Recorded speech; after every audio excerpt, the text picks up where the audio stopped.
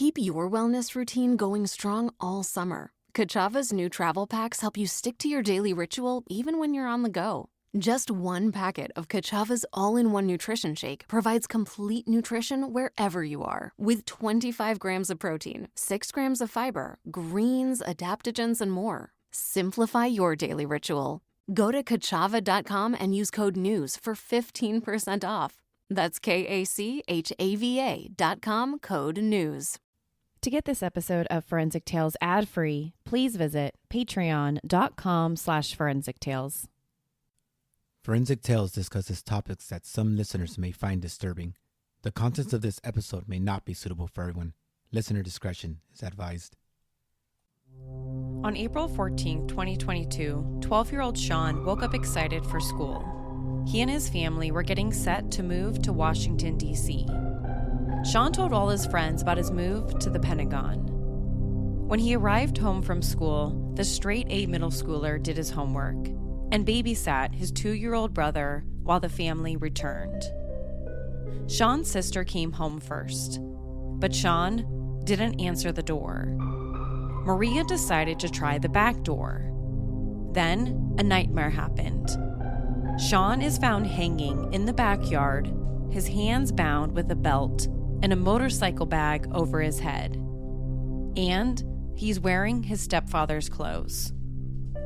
This is Forensic Tales, episode number 154, What Happened to Sean Daugherty?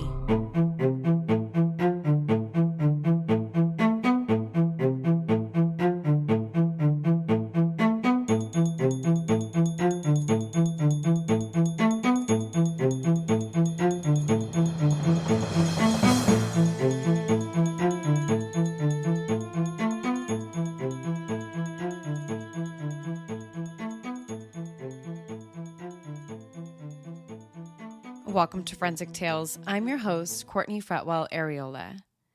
Forensic Tales is a weekly true crime podcast covering real, spine-tingling stories with a forensic science twist.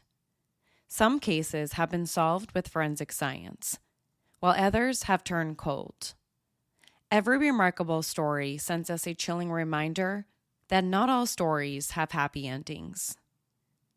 As a one-woman show, your support helps me find new compelling cases, conduct in-depth, fact-based research, and produce and edit this weekly show. As a thank you for supporting the show, you'll get early ad-free access to weekly episodes, shout-outs in episodes, priority on case suggestions, and access to weekly bonus episodes. Before we get to the episode, we've got 2 new supporters of the show that I want to thank. Thank you so much to Chris and Crystal for becoming our newest patrons of the show.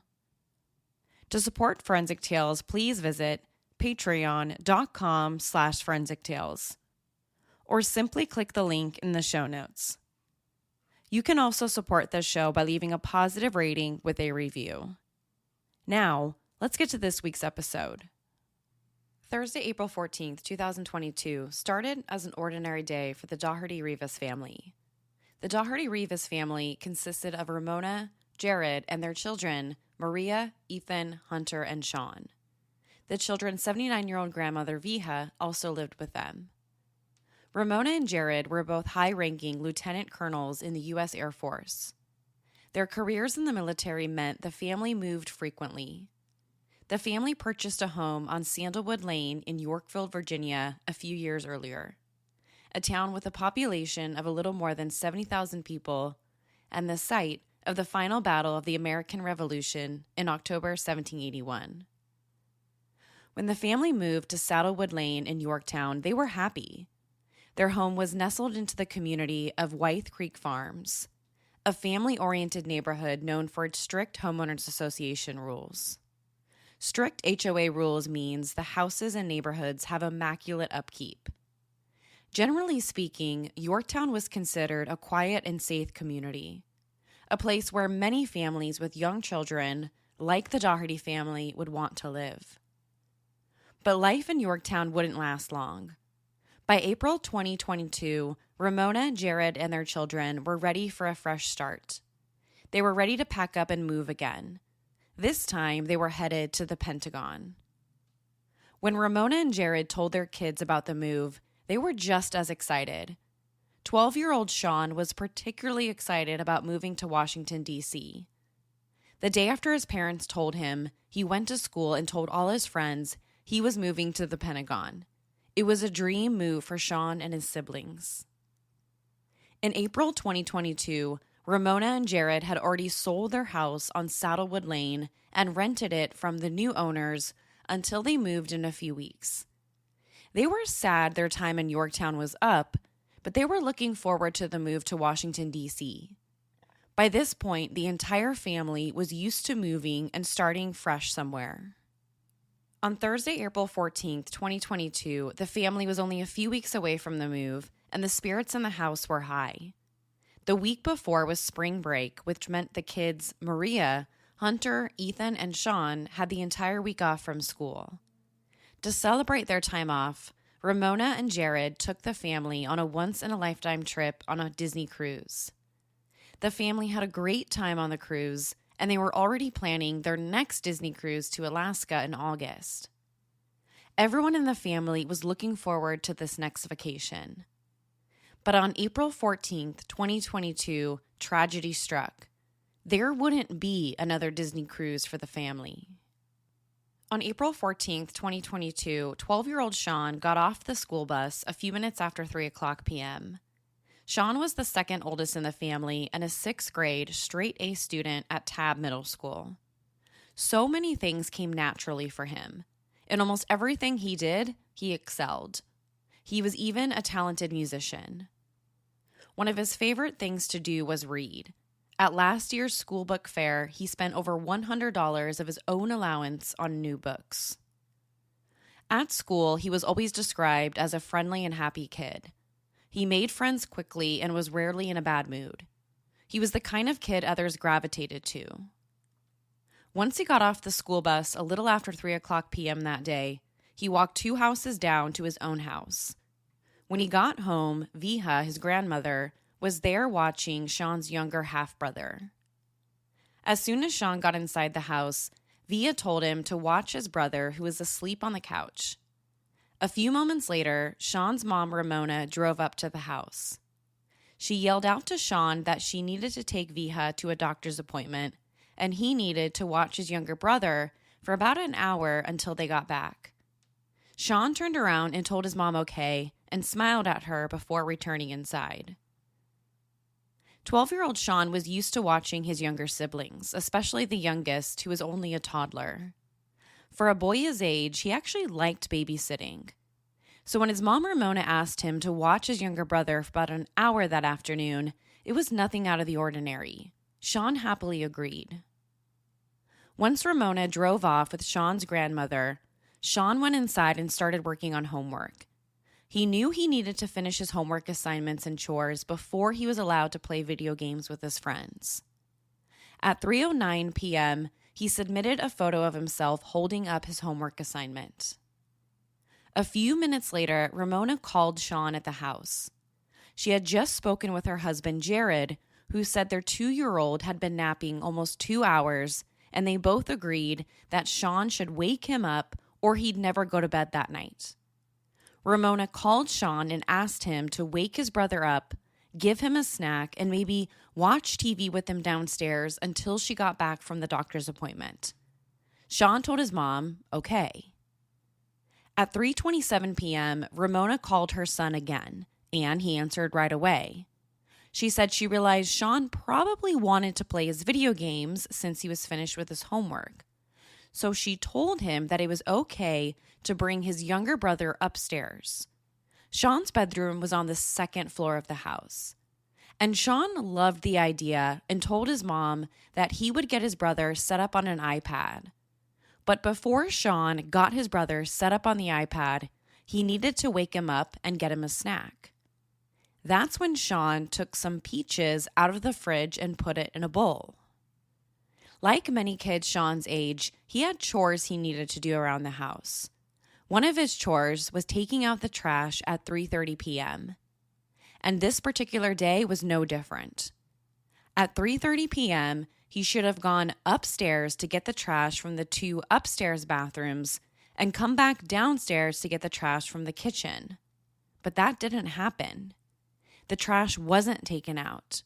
And this is the moment that Sean's story gets fuzzy. A little after 4:30 p.m., Sean's older sister, 16-year-old Maria, returned home from a tennis match. She was in a hurry because her boyfriend's mom was going to pick her up any moment to take her to watch her boyfriend play lacrosse. She tried running into the house to save time, but stopped because the front door was locked. She knew her younger brother Sean was supposed to be home watching their younger brother, so she thought it was strange the door was locked and Sean didn't answer. She tried knocking on the door, but no answer. She rang the doorbell a few times. Still no response. She even sent Sean a text message at 4:50 p.m. to see what he was doing and why he wasn't answering the door, but she didn't get a response. Maria's next move was a phone call to her mom. She called Ramona to ask where Sean was, and her mom said he was inside. Maria said he wasn't answering the door, but Ramona thought he might not hear it because he was playing video games upstairs. She hung up the phone with her mom and decided to try the house's back door. It could be unlocked. But as soon as she got to the backyard, she made a devastating discovery. When Maria got to the backyard, she saw someone hanging from their swing set with a bag over their head. She looked around, trying to figure out a way to get inside the house because this stranger hanging from her swing set might follow her. But then she realized the person hanging from the swing set with the bag over their head was her 12-year-old brother, Sean. She immediately ran up to her brother and removed the bag from his head. A belt bound both his wrists together. At 4:54 p.m., she frantically called 911. Emergency dispatchers instructed her to get him down from the hanging position and begin CPR on him until emergency personnel could arrive. 6 minutes later, paramedics took over, but they were too late. 12-year-old Sean was already dead. Despite performing CPR and administering shocks with an AED, it was determined that Sean had been gone for some time. There was no chance at reviving him. He was pronounced dead at Riverside Regional Medical Center. Ramona arrived home from the doctor's appointment with Sean's grandma to find the place surrounded by police and paramedics. In her front yard, the police broke the news to her that her 12-year-old son was found hanging from the swing set, dead. When Sean's body was discovered by his sister, he was hanging from the swing set in the family's backyard. His arms and hands were bound by his side with a belt. According to the medical examiner's report, his hands were bound together so tightly with the belt, they had trouble removing it when they needed to administer shocks with the AED. He had a motorcycle helmet bag over his head tied around a string. He had been suspended to the swing set by his chin and not his neck. His feet were dangling and his knees were almost close enough to the ground where they could touch. He was wearing men's clothing. His broken glasses were found a few feet away from the swing set. The clothing was eventually identified as belonging to his stepfather, Jared. He was wearing his stepfather's t-shirt and a pair of black underwear. According to his family, Sean had terrible vision, so he wouldn't have been able to see very clearly without his glasses. Sean's family was initially asked to stay at a hotel that night while the police processed the house for any evidence. The first theory was that someone had broken into the house and killed Sean, but they needed to process the house for any evidence and find out exactly what happened to him. For the first few hours of the investigation, there was an intense fear in the neighborhood. A possible killer could be on the loose. If someone could kill a 12-year-old boy and hang him from his swing set, what else could this person do? Throughout the early evening, the police interviewed the neighbors to find out if anyone had heard or saw anything. They needed witnesses because the only other person at the house was Sean's 2-year-old brother. But finding witnesses in the neighborhood proved impossible. None of the family's neighbors knew anything about what might have happened to Sean. No one heard or saw anything in the neighborhood that day. No suspicious vehicles were seen driving in and out of the community. And no one saw anyone inside the family's backyard. No one in the neighborhood heard or saw anything. Investigators then went through the family's home, looking for evidence of an intruder. The police took pictures of the inside of the house and the backyard where the swing set was located. But according to the police, nothing from their search suggested anyone had broken into the house. They didn't find any evidence of a struggle or a break-in. By midnight that same evening, the police told Sean's family they were done going through the house and they were free to come home. They no longer needed to stay at a hotel that night. The family was surprised at just how quickly the police turned the house back to them. They thought it would take at least a few days for the police to go through everything and collect all the evidence they needed. According to the police, they did collect all the forensic and physical evidence they needed in the case. But as soon as the family returned home, they noticed some strange things that they thought the police might have missed during their search. The first thing that stuck out to the family was a bowl with a peach on the kitchen counter. On the last phone call between Sean and his mom, Ramona reminded him he needed to give his little brother a snack when he woke up from his nap. But when the family returned home, they noticed the peach sitting in the bowl on the kitchen counter completely untouched. No one had even taken a bite out of it. According to the family, it looked like Sean was making the snack but abruptly stopped. Oddly enough, the police didn't collect the fruit bowl for evidence. The family also noticed 2 trash bags tied up on the floor next to Sean's Croc sandals. Like the fruit, it looked like Sean was just about to put his shoes on to take out the trash, but was abruptly stopped. Sean was supposed to take the trash out every afternoon as part of his daily chores. After taking out the trash, he could play video games with his friends. But the 2 trash bags on the floor suggest that he never completed that chore. On the second floor, the family discovered Sean's underwear lying on the floor in the master bedroom. They weren't in Sean's bedroom where you typically expect to find them. When his body was discovered, he wasn't wearing his own clothes. Instead, he was wearing his stepfather's t-shirt and pair of black underwear. So the family thought it was strange for his underwear to be in their bedroom and that Sean was wearing his stepfather's clothes. According to Sean's mom, Ramona, he had never taken his underwear off in her room.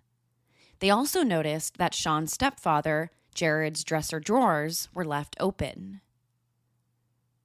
The family also noticed a few other things the police seemed to miss. One was the temperature inside the house. According to the family, when they returned from the hotel, the heat in the house was set to 85 degrees Fahrenheit, a temperature much higher than what they usually had it set at. Another matter was 2 additional trash bags. According to Ramona, she found 2 different empty trash bags lying on the floor. Both bags were almost completely ripped up. When she saw the trash bags, she instantly knew they weren't hers. The family used trash bags that had red handles, and these 2 ripped bags had blue handles. When Sean died, the only other person inside the house was his 2-year-old little brother. He was the one that Sean was supposed to be babysitting when he died. Now, of course, a 2-year-old doesn't make the best witness in a criminal investigation. But according to the family, this is what he said. Sean's little brother said that Sean's quote-unquote friend was out the house that day and was punching him. But according to the police, they didn't find any evidence that anyone other than the family had been inside the house that day. So it's unclear who the toddler said he was chasing around Sean and who was punching him. Because of his age, Sean's little brother couldn't provide any physical description of the person or any other details. After a relatively short investigation involving the sudden death of a 12-year-old, the Virginia police released its findings on the case. And their findings not only shocked the family, but many other people were surprised by the results. According to the medical examiner's report, the police and forensic pathologists believe Sean died by suicide.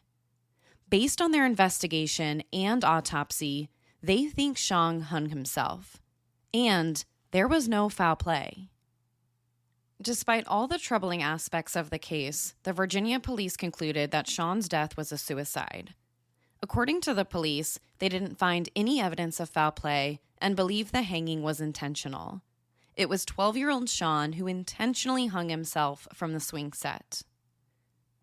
In the medical examiner's report, the pathologist noted, quote, that no history of depression or suicidality was found, end quote.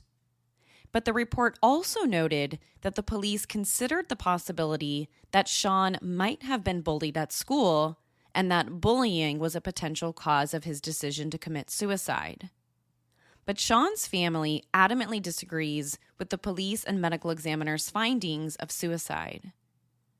Sean's family is completely unaware of any bullying except for one incident in December, several months before Sean's death. Other than that, they said Sean was a happy and well-liked kid at school, and he wasn't the targeting of chronic bullying. The family questions how the medical examiner and police came up with the conclusion of suicide, especially with Sean's behavior the night before. The family says the night before he died, Ramona brought some cookies home, and a couple of them were carrot cakes, one of Sean's favorites, and he was especially happy about getting them. After the cookies, Sean spent time with his mom like he did every night before bed. According to Ramona, nothing about that conversation suggested Sean was unhappy, depressed, or considering suicide. The family also points out their move to Washington, D.C., which was supposed to happen in a few weeks. They said Sean was ecstatic when he discovered they were moving to the Pentagon. As soon as he found out, he ran to school and told all of his friends. The police searched Sean's phone, iPad, and computer to see if he had done any searches about suicides and hangings. But when they searched all of his electronic devices, they didn't find anything on them related to suicide. No Google searches about hanging yourself, and no messages about suicide. Nothing. But not everyone who is depressed and considering suicide acts and thinks the same way.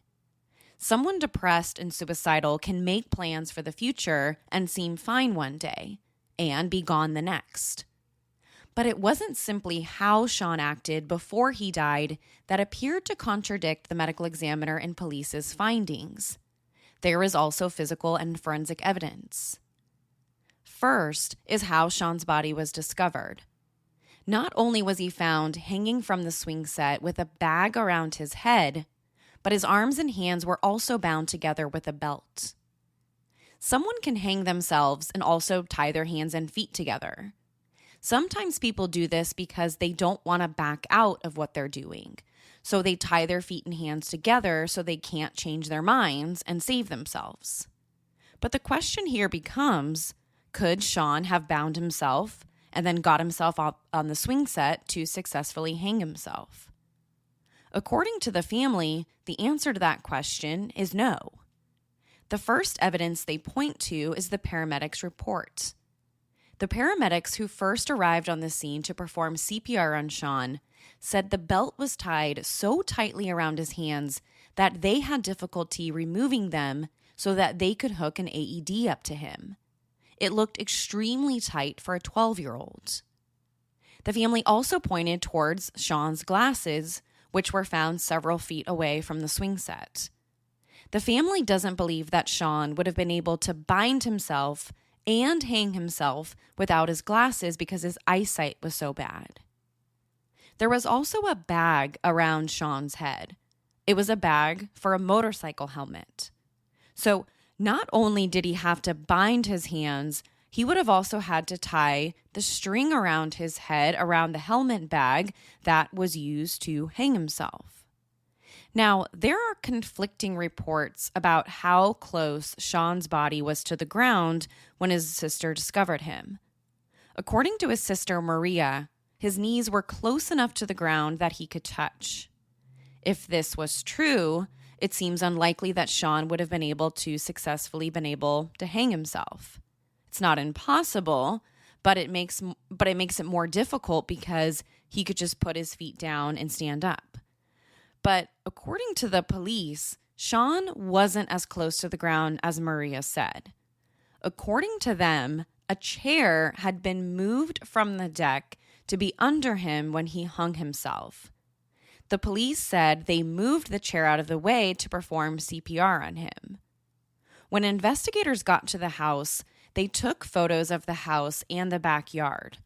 But according to Sean's family, these photos have never been shared with them, so it's unclear whether there was or wasn't a chair nearby. The motorcycle bag found around Sean's head was determined to be a bag from the family's garage, and the string used to hang him came from another motorcycle helmet bag also taken out of the garage. It was about the size of a shoelace. So all the supplies used to hang him came from somewhere in the house. But the family is skeptical about Sean's decision to use this type of string to hang himself. Both Ramona and Jared, his parents, were high-ranking officials with years of experience in the U.S. military. Over the years, they accumulated a lot of equipment they kept in their garage, including boxes of rope, cords, and military-grade 550 paracords. Their garage was filled with different types of ropes and cords that were much stronger than a string from a motorcycle helmet bag. And according to the family, Sean knew this. So they wondered why he wouldn't have gone with something far stronger if he intended on hanging himself. The family also noted that several boots in the garage had been partially unlaced. They wondered if someone tried to take the laces and realized they wouldn't work. Besides the military equipment in the garage, the family also wondered why, if Sean hung himself, he didn't use something else. One of the things they point to is one of his stepfather Jared's neckties. If Sean was found hanging wearing his stepfather's clothes, which he was, why wouldn't he use a necktie instead? The choice of the string used makes very little sense to the family. The string was turned over to the medical examiner for testing, and according to the police, it was tested for DNA. When the results came back, the only DNA found on the string was Sean's DNA. The police said they found Sean's DNA on part of the knot as well. After the police said they were done searching the house for evidence, the family said they found a large handprint on the back door window. The handprint was much bigger than a child's print and was too big even for Ramona or Jared. Not only were they surprised to find a large fingerprint on the back door, they also thought that it had some sort of residue or film on it, making it stand out even more. The family immediately called and told the police about the handprint so that it could be tested. But after the police came out and lifted the handprint, there were conflicting reports about what was discovered. A few weeks after the police lifted the handprint, the lead investigator on the case said they got a good print, but when they ran it through the system, they didn't get a match. Now, a few months later, a conflicting report arose. The police later said the handprint wasn't any good, and when they tried lifting it, they couldn't. And since no usable prints were lifted from the house, nothing was tested. Based on these conflicting reports, it's unclear whether the initial handprint found on the window by the back door was ever tested or sent out. At this point, it seems unlikely testing can ever be done or redone on the handprint. The family has also said they found small blood marks inside the house once they returned. They believe the blood marks weren't there before and might be connected to what happened to Sean. But in a statement by the police, they said the blood was found inside the home later, and the blood wasn't there on the day of the investigation. But the family believes the blood is simply another piece of forensic evidence that was mishandled by the police. When Sean's sister Maria found him, she said he was barefoot and his feet looked perfectly clean. According to her, she didn't see any mud or dirt on his feet. This was strange because if he was found without shoes, you'd expect to see some dirt or mud on the bottom of his feet, because he would have had to walk out of the house barefoot to get himself on the swing set. But the police offered a different explanation. In the official police report, they said the yard wasn't muddy that day, and because the ground was dry, this would explain why his feet were so clean. Then there were the men's clothing Sean was wearing. It was later determined that he was wearing his stepfather's shirt and underwear when he died. But the family thinks this is bizarre. Not only was it out of character for Sean to take off and leave his underwear in his parents' bedroom, he had never worn his stepfather's clothes before. Sean's jacket and flannel he was wearing earlier that day were found in his closet, but the t-shirt and shorts he had on were never found. The police haven't offered an explanation for this other than Sean could have gone upstairs to his parents' bedroom, changed into his stepfather's clothes, and then gone outside to the swing set. They also have not offered a theory about his missing t-shirt and shorts. The medical examiner who performed the autopsy performed a perk test. A perk exam is a special medical examination given to people who have been sexually assaulted to collect evidence that might be useful in an investigation. Because Sean was wearing different clothes, the police wanted to find out if he had been sexually assaulted. But based on the perk exam results, the medical examiner didn't find any evidence that Sean had been sexually assaulted. So sexual assault was officially ruled out. There are a lot of possible theories out there about what happened to Sean. First, he was the victim of foul play like his family suspects. Someone broke inside the house that afternoon while Sean was making a snack for his little brother and before he took out the trash. That could explain why the bowl of fruit was left untouched on the counter and why the 2 trash bags were still on the floor next to his shoes. It might also explain why his hands were bound with the belt and the bag placed over his head. But why someone targeted Sean isn't clear. There are many possible theories for this. Maybe someone in the neighborhood is responsible. Maybe the family was targeted because of his parents' high ranking in the military. Or maybe this was a random act of violence perpetrated by a random stranger. Many different theories exist, but none explain the entire mystery completely. At this point, there isn't enough evidence to say with any degree of certainty what the motive could be if Sean was in fact a victim of foul play. The other theory about what happened to Sean is the police's official report. Sean committed suicide by hanging. Although the family said he was a happy 12-year-old boy, the police believe all signs and evidence point to a suicide. According to the police, they found no evidence that someone had broken inside the house that afternoon and killed him. The official report by the medical examiner and the police is suicide. They said school bullying may be a possible cause, but there might have been other causes the family is unaware of. At this point, there are so many unanswered questions. This isn't an open and shut case. There is plenty to investigate, including potential forensic evidence. And hopefully, if that testing can be done, more could be understood about what really happened that day. The Sheriff's Department is the primary agency investigating Sean's case. In their official report, they ruled his death a suicide by hanging. As of today, the Sheriff's Office considers the case closed and is unclear if they are considering any new evidence.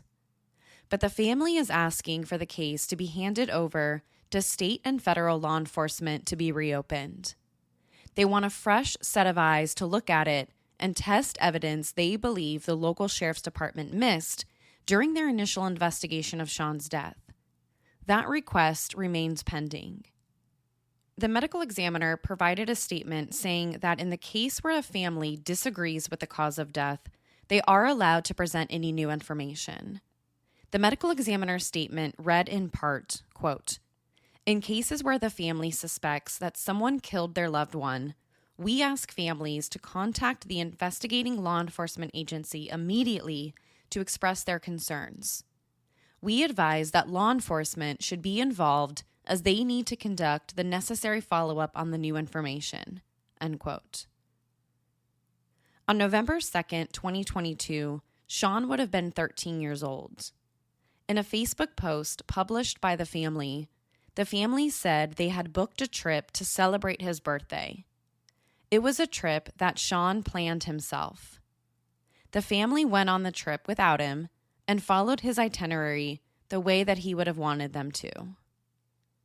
Following Sean's death, his family launched a massive social media campaign to bring awareness to the case. They have also hired a private investigator to help uncover new evidence. The family desperately wants to figure out what happened to their son. They believe the police have grossly mishandled the case and important forensic evidence. Everyone wants to know why a seemingly happy 12-year-old suddenly decided to bind his hands together with a belt, tie a bag around his head, and hang himself from the swing set in his family's backyard while wearing his stepfather's clothes. If you want to learn more about supporting the family, please consider following the What Happened to Sean Facebook group. It is a public Facebook group that provides useful and updated information about the case. It's a page that I used extensively during the research and preparation for this episode. If you'd like to support the family further, they also have a change.org petition. The petition is also called What Happened to Sean. As of today, the petition has over 30,000 signatures. The What Happened to Sean petition reads, quote, "Sean Daugherty, 12, passed away at his home in Yorktown, Virginia on April 14, 2022, under suspicious circumstances. We are starting a petition to the Virginia Bureau of Investigation, as well as to the Federal Bureau of Investigation, in hopes that they will take the case over and investigate properly. Our local sheriff's department has failed us, and our rights as victims have been violated. Help us get justice for our son and take a killer off the street," end quote. Sean's family is asking anyone with information about his mysterious death to call a private tip line that they have set up at 804-905-8613. An email address has also been set up at whathappenedtoshawn@gmail.com. The family remains hopeful that more information and a deeper investigation will help provide answers to find out what really happened to Sean that April afternoon. To share your thoughts on the mysterious death of Sean Daugherty, be sure to follow the show on Instagram and Facebook. To find out what I think about the case, sign up to become a patron at patreon.com/forensictales. After each episode, I release a bonus episode where I share my personal thoughts and opinions about the case. You'll want to check this one out because I'm going to share with you what I think happened to him. Don't forget to subscribe to Forensic Tales so you don't miss an episode. We release a new episode every Monday. If you love the show, consider leaving us a positive review or tell friends and family about us. You can also help support this show through Patreon. Thank you so much for joining me this week. Please join me next week. We'll have a brand new case and a brand new story to talk about. Until then, remember, not all stories have happy endings. Forensic Tales is a Rockefeller audio production. The show is written and produced by me, Courtney Fretwell Areola.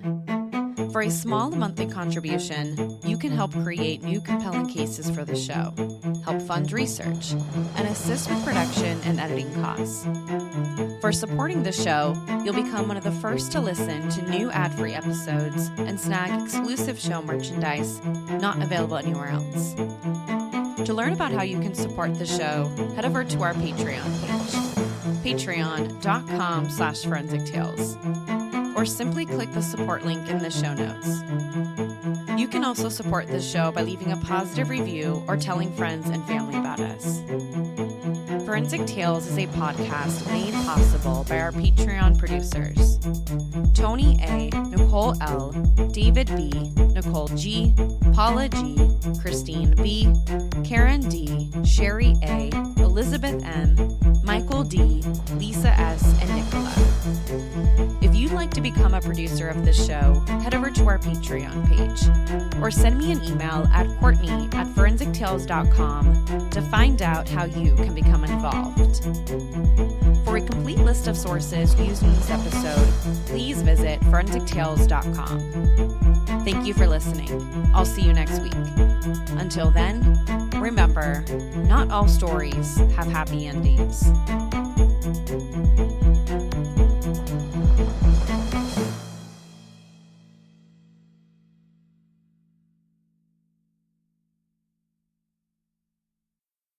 When maintaining your daily wellness rituals is important to you, the change in routine during the summer can feel daunting. Kachava's new travel packs help you stick to your daily ritual, even when you're on the go. Just one packet of Kachava's all-in-one nutrition shake provides complete nutrition with 25 grams of protein, 6 grams of fiber, greens, adaptogens, and much more. So you'll be fueled and ready for wherever life or your summer adventures take you. No fillers, no nonsense. Just the good stuff your body craves. Plus, it actually tastes delicious. But you can try it for yourself because the variety pack includes all 6 delicious fan favorites: chocolate, vanilla, chai, matcha, coconut acai, and strawberry. So instead of worrying about sticking to your daily ritual, simplify it with Kachava. Go to kachava.com and use code NEWS for 15% off. That's KACHAVA.com, code NEWS.